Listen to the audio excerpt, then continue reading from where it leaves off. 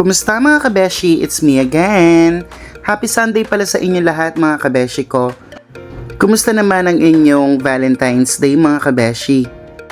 Ako, eto mga kabeshi, tamang luto lang sa bahay. Anyways mga kabeshi, eto ang ating recipe for today. Please watch the videos until the end. Prepare ko na rin ang ating giniling dito mga kabeshi. Nilagyan ko na rin ng maraming pamintang pino at itlog at sinabayan ko na rin ito ng paglagay ng konting magic sarap lang.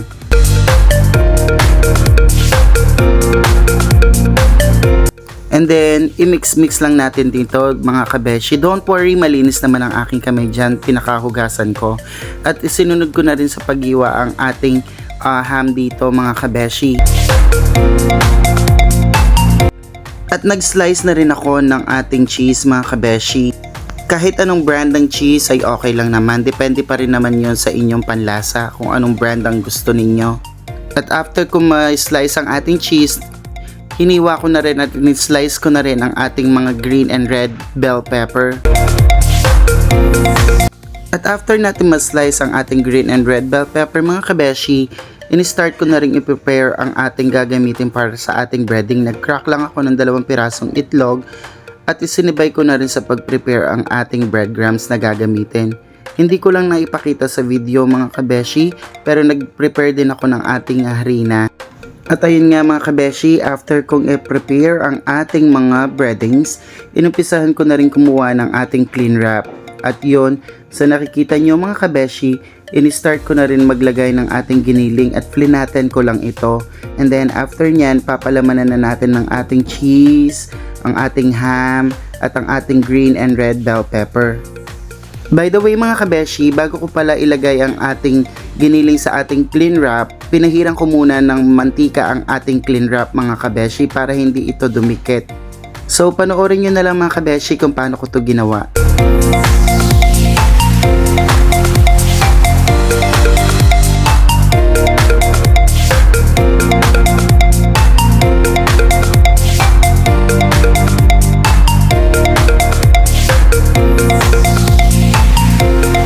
So yun na nga mga kabeshi, after natin gawin lahat, i-rest muna natin ito for at least 30 minutes sa ating fridge.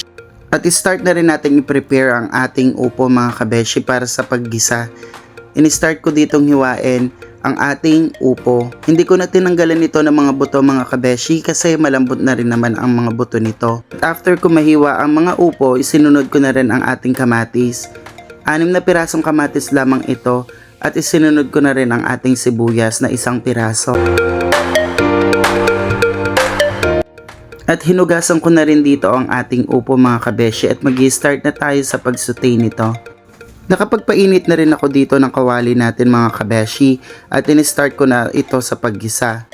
Hintayin lang natin lumabas ang amoy ng aroma ng ating sibuyas at kamatis mga kabeshi at ilagay na rin natin ang ating giniling. I-mekos-mekos lang natin ito at kapag ganito na ang itsura, pwede na natin ilagay ang ating upo. At ganun pa rin mga kabeshi, i-mekos-mekos lang natin ito at takpan ng kaunti. At kapag medyo okay na ito mga kabeshi, lagyan natin ito ng isang basong tubig. Pero depende pa rin sa inyo mga kabeshi kung 1 basong tubig lang kung gusto nyo ba ng masabaw o hindi. Kasi ako maglalagay pa ako ng at least 2 baso ng tubig kasi maglalagay ako ng miswa dito. At kapag kumukulo na ito mga kabeshi, pwede mo nang ilagay ang iyong pampalasa katulad ng pamintang pino, magic sarap at asin. Timplahan mo ito ng naaayon sa iyong panlasa mga kabeshi at after nito takpan mo lang at ilagay mo na ang iyong miswa. Pagkalagay ng miswa mga kabeshi, pwede mo nang patayin ang iyong kalan. Pagtapos na luto ng ating upo mga kabeshi, in-start ko na rin sa pag-coating ang ating cordon bleu. Sundan nyo na lang kung paano ko ito ginawa mga kabeshi.